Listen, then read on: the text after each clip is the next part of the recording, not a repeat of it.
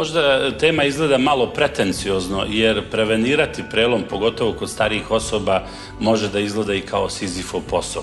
I ja sam sasvim siguran da ono što se radi u zapadnoj Evropi i što sam u više izlaganja već do sada pričao, moramo da počnemo da radimo i kod nas. Ako su Englezi uveli jednu sasvim novu specijalnost u sklopu specijalizacije opšte medicine, a to je ortogerijatrik, čovjek znači koji se subspecijalizira za vođenje računa o pacijentima koji su starije životne dobi i koji mogu da dožive teške prelome tipa vrata, butne kosti, kolene regije, ramene, ručnog zgloba i tako dalje. I ako imaju oformljen čitav tim na čelu sa specijalistom gerijatrijske medicine, iskusnim anesteziologom, i ako fond stoji iza njih, onda mislim da mi treba da djelujemo u tom pravcu i oni to zovu praktično prevencijom preloma. Ulaze u stanove pacijenata, vode evidenciju o svim bolestima od kojih one boluju, o lekovima koje piju, o njihovim navikama, o tome ko vodi računa o njima, da li porodica, da li neko ko se stara o njima, da li neko koga oni plaćaju, čak i o navikama, znači tipa pušenja, uživanja alkohola i tome slično. Ovo sve u svrhu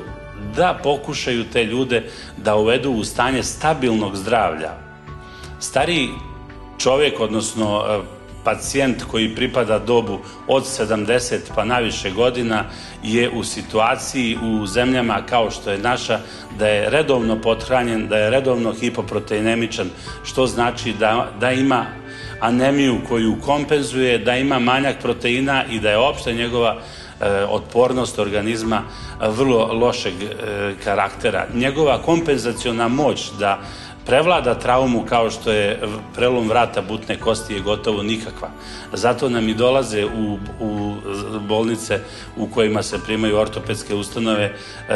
nakon tih trauma potpuno delirični, teško kontaktibilni,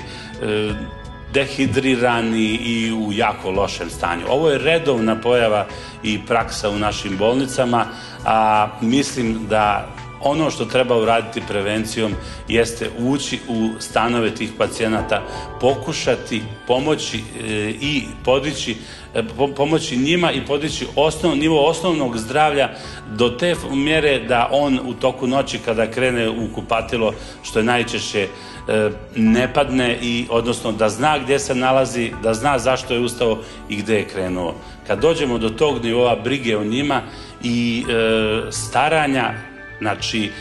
koje je dnevno, da ne kažem satno, mislim da ćemo imati značajno manje ovakvih teških trauma i tužnih završetaka